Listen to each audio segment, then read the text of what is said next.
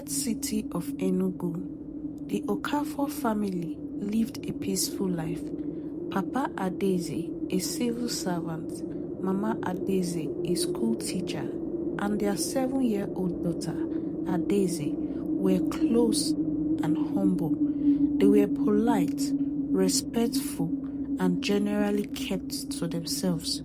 But not everyone liked the Okafors. Their neighbor, Madam Elizabeth, had always harbored a quiet resentment. A polite smile hid a simmering jealousy, and over the years, she had grown increasingly bitter watching the Okafor's family life. On Adaeze's 7th birthday, Madam Elizabeth appeared with a small, carefully wrapped package, a little friend for you to play with. Adaeze was happy. She immediately tore the paper eagerly to reveal the doll with unnaturally bright green eyes and a stitched smile that seemed too wide. She hugged it immediately. "I will call you Bob," Adaeze said. But no one noticed the doll's eyes glittering in the afternoon sun as if alive. At first, the doll seemed harmless. Adaeze played quietly in her room, arranging tiny tea parties and whispering to Bob in a language no one understood. Soon, subtle changes began. Adaeze would always giggle at empty corners, whispering instructions in a strange language. Objects in the house would shift or slightly move, as if it has been touched by an unseen hand. The family dog began growling at Adaeze's room, refusing to enter. One evening, Adaeze came running into the kitchen. "Mama, Bob said we should try an experiment," she said. Her mother smiled, assuming it was a game. "What kind of experiment?" Mama Adaeze asked. "He says we should turn on the oven and the gas. He says something amazing will happen." Mama Adaeze froze at first. "Adaeze, what are you talking about?" "He says it will make everything float," Adaeze replied innocently. Before she could carry out the instructions, Mama Adaeze walked over. Seeing the doll in her daughter's hand, a chill ran down her spine. Her heart pounded. "Adaeze," she snapped, grabbing the doll. "No, you've spent too much time with this thing." That night, she locked Bob in the storeroom, hoping to give Adaeze a little time out. But this was just the beginning. From that night on, strange things escalated. The house became colder at night, frost forming on the windows even though it was warm outside. Doors slammed violently, sometimes trapping them in rooms. Lights flickered unpredictably. The family would hear whispers in the same strange language Adaeze had spoken, coming from the locked storeroom. Adaeze began withdrawing, talking to empty walls and shaking at the locked door. Mama Adaeze noticed her daughter's behavior change.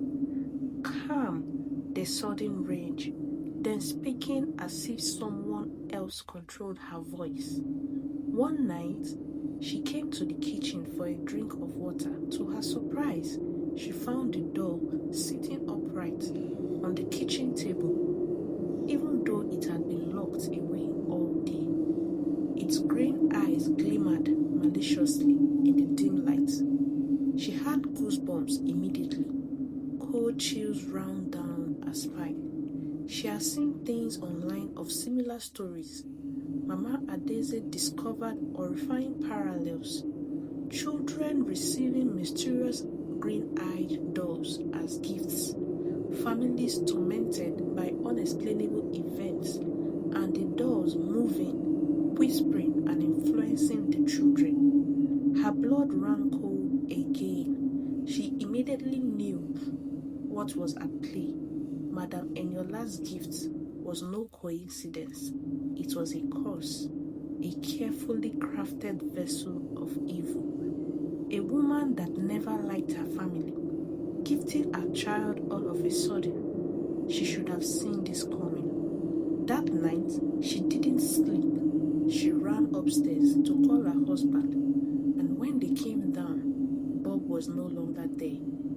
Bob's power was no longer hidden. The doll seemed to move on its own, appearing in rooms the family hadn't left it in. Objects flew across hallways.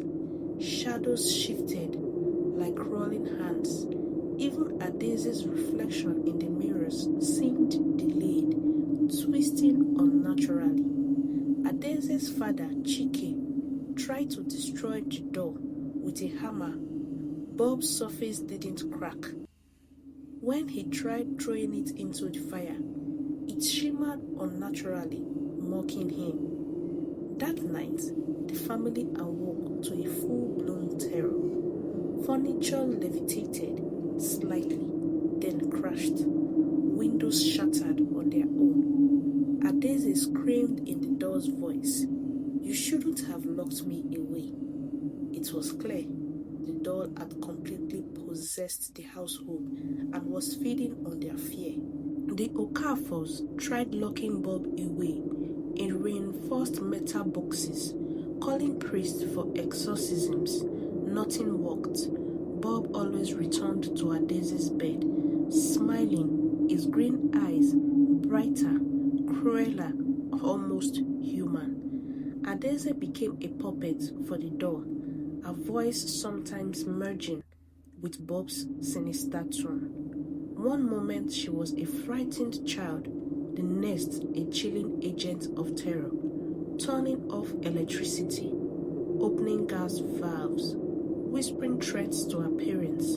Papa Adaeze and Mama Adaeze realized the doll was not just a toy, it was alive, empowered by Madame Elizabeth's hatred, and had total control over their home. Finally terrified, the Okafors knew they needed someone stronger, a power stronger.